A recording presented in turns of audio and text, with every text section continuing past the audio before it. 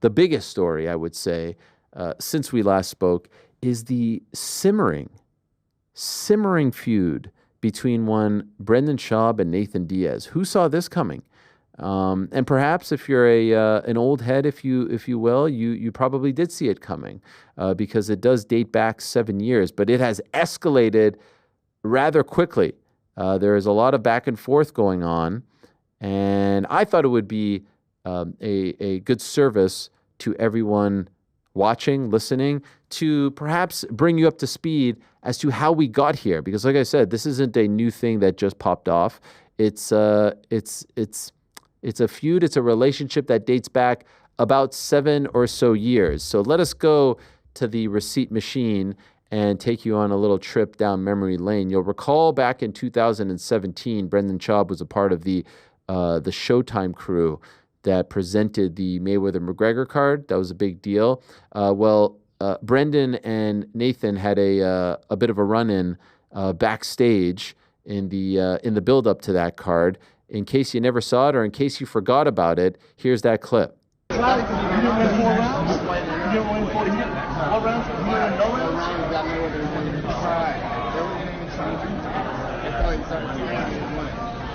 Okay, that's like an hour. Yes, but I think you do. I think you drop on that.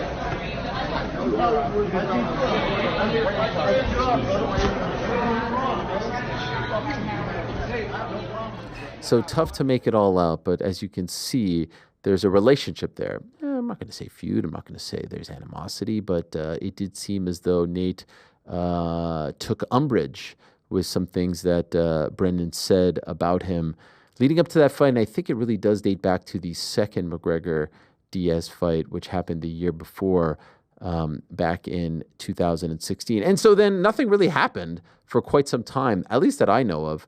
It seemed quite cordial between the two of them for many, many years, but things got reignited very recently. Brendan Schaub on his podcast, I believe the Schaub Show it is entitled, spoke about his very good friend, former training partner, and a guy that he has gone to battle with in the gym, Shane Carwin, speaking in the midst of this antitrust lawsuit about some of his health issues and some of the things that he can and cannot do, and some of the issues that he is dealing with post-fighting. And honestly, Brendan Schaub was very emotional talking about this. And I personally thought that there was nothing wrong about it. He was talking about a friend. It seemed extremely sincere and coming from a very good place.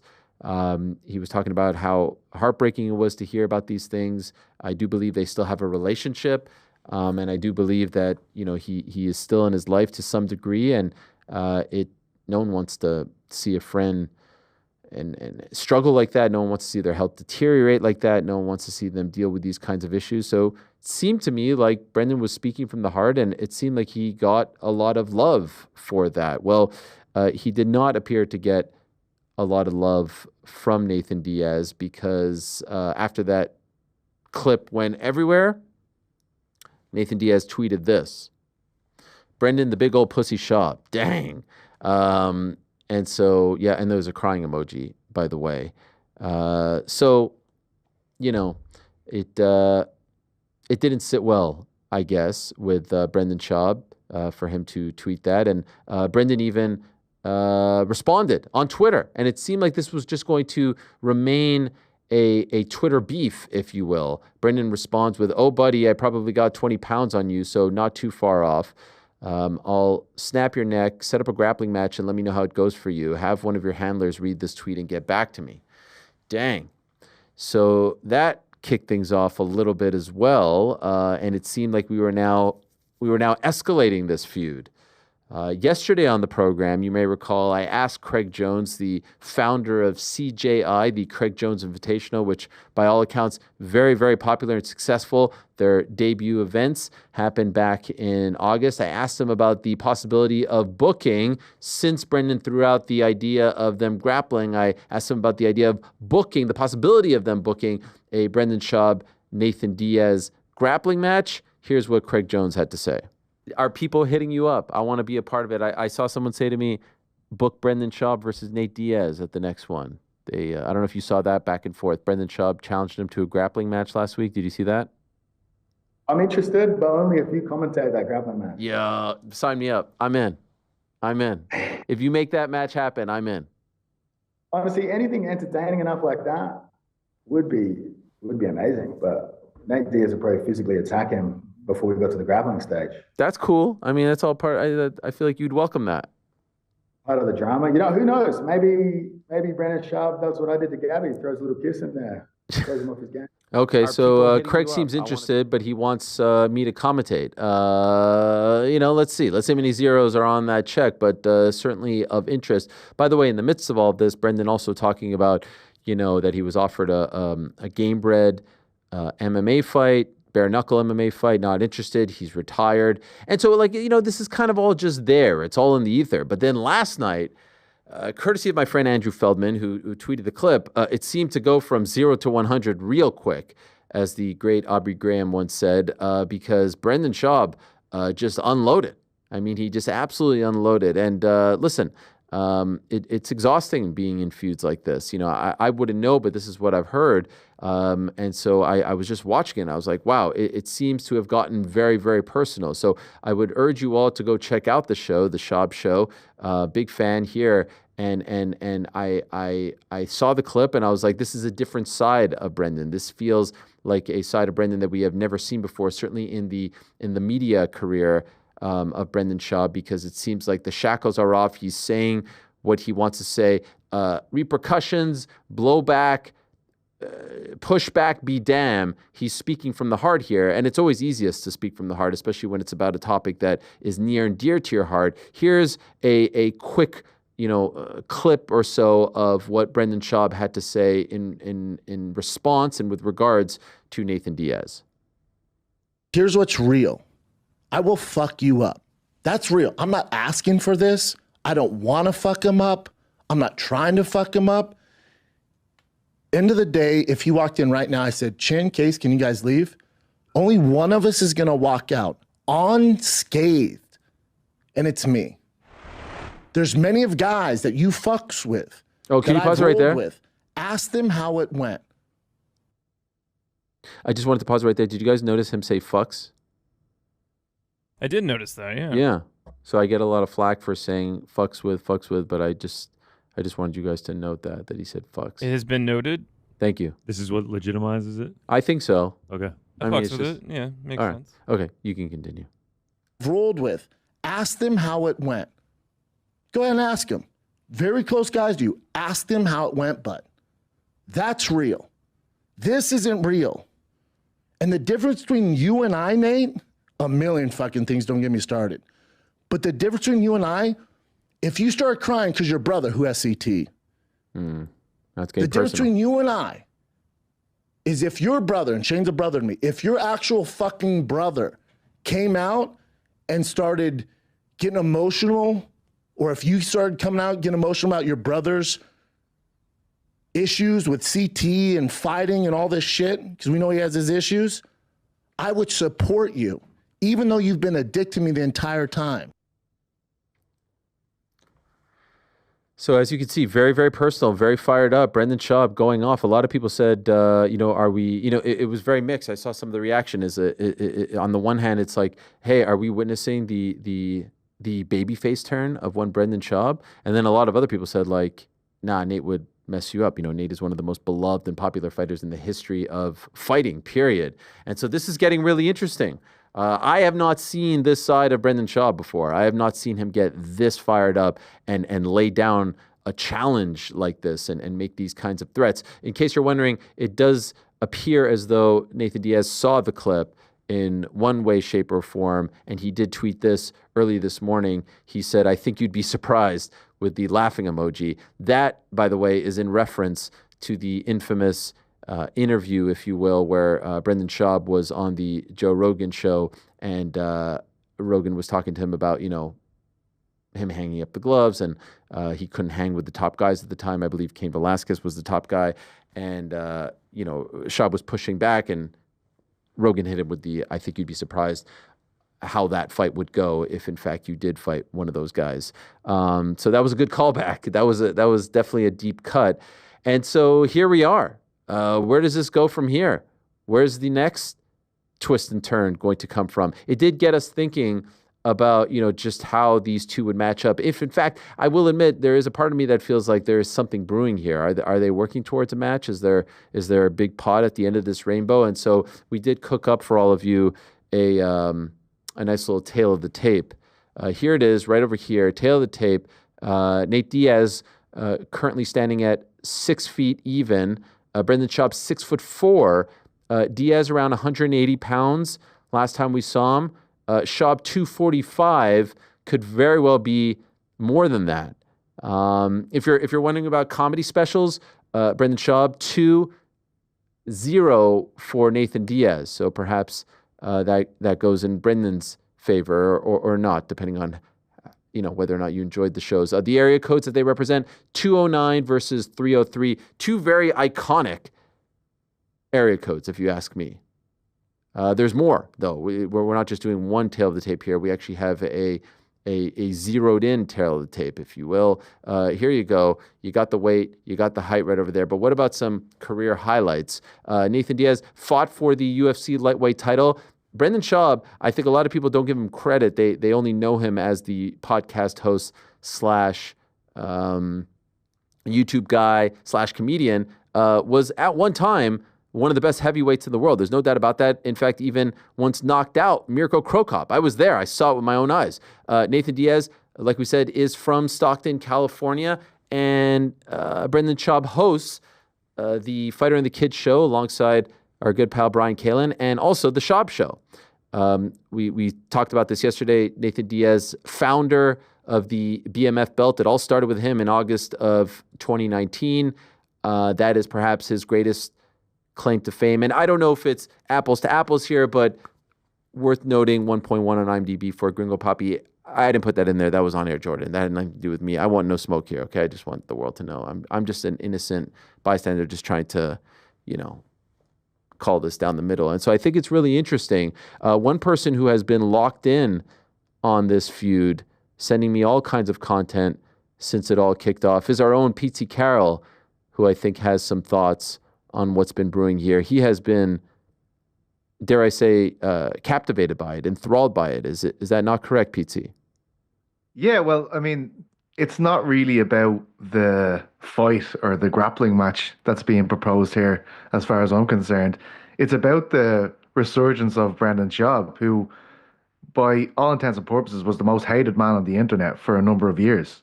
Obviously, you referenced Gringo Papi there.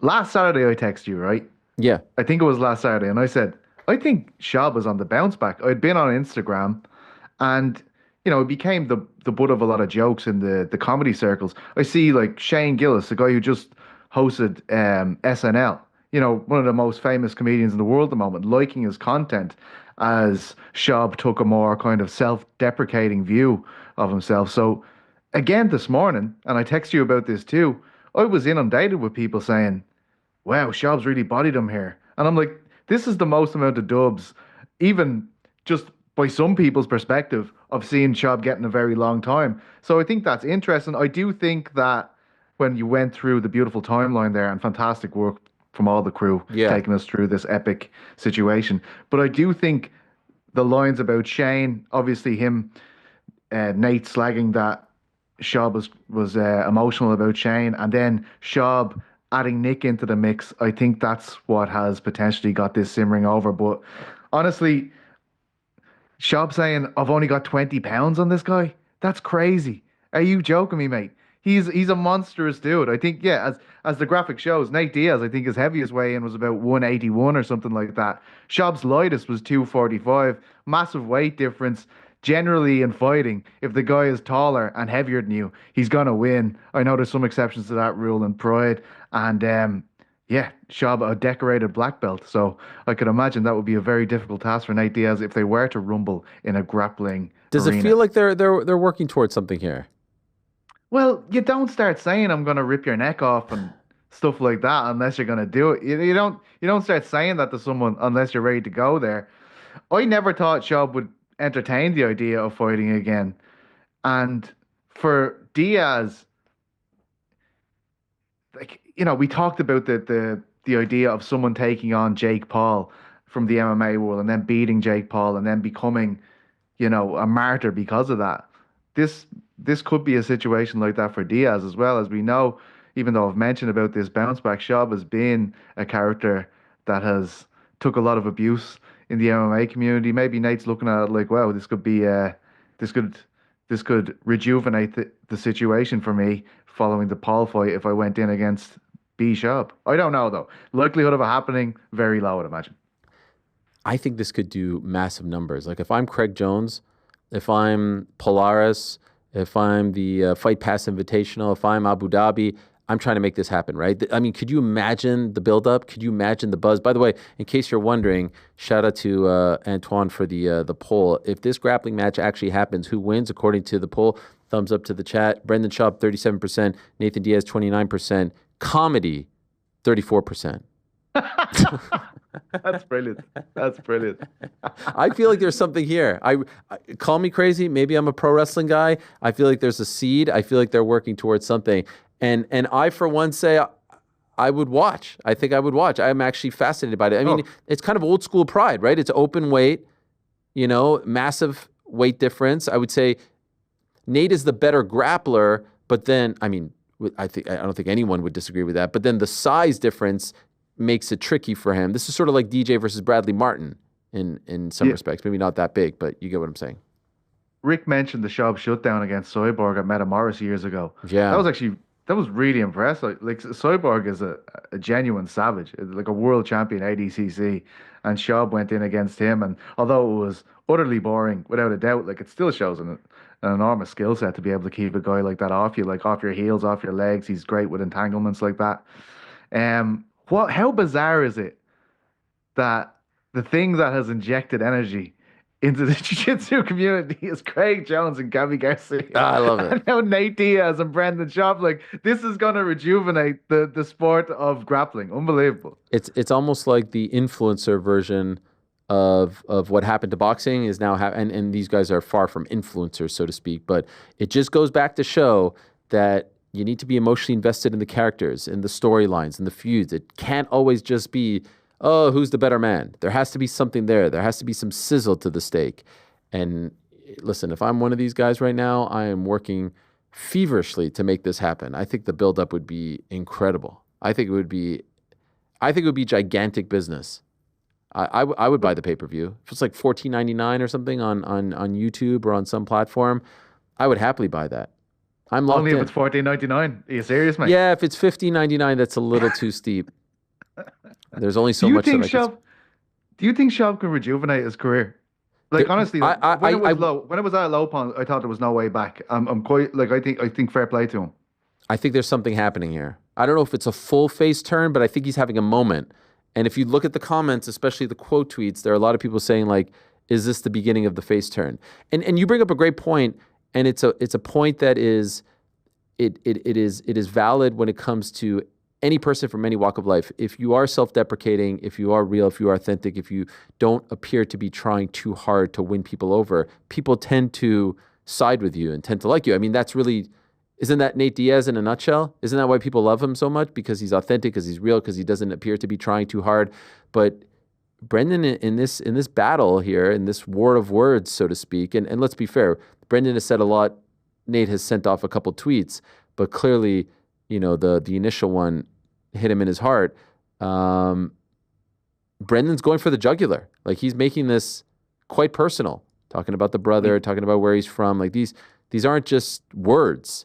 He's making this very personal. In fact, he's inviting the challenge. He's saying, pull up, essentially, right? Isn't that what he's saying? He's saying, come That's through. exactly what he's saying. He's saying, you and the guy you use fucks with. Yeah. That's what he's saying. You heard that, All right? of you pull up. You heard that. I heard it. I can't really do it. I think it's more of an American thing. Irish people saying it just sounds ridiculous. I heard it. Do you fucks with those alpha. people? Yeah. I will say this about Brendan and the rant. I was watching it. I was like, it was like that, that meme of the woman who's like, you know that one? And it was going so well. Cooking. It was going so well until he said Sacramento instead of Stockton. I thought that was a joke I didn't get or something. I was like, even I know that. I'm from a different country. It's crazy. But I don't think that was on purpose. Well, no. I think he just got Sacramento. I mean, they're close to each other. They're both in NorCal. It was like, oh, okay. Oh, Sacramento, for fuck's sake. So close. So close. But the Nick thing is not going to... Yeah. You have a brother. You know what that's like. It's a different level. Yeah. You know, you can fight with your brother your whole life, but as soon as someone else starts messing with your brother, things get heated very quickly. And I think that's the straw that broke the camel's back for Nate. And obviously Brendan very hurt because Nate seems to be taking the piss out of him, being emotional over his friend, but you can completely understand. And I thought he did a great job on that whole thing about Karen, which I said last week. What do you think happens next? I don't know. Like, what else can happen? More tweets, more videos? I mean, I don't know. We'll see. We'll see, Pete. And by the way, we missed you yesterday. Thanks for watching this video. Hey, before you go, do me a favor, hit that sub button, give us a thumbs up, hit the little bell thingy as well. Leave us a nice comment or two. We appreciate you all very much.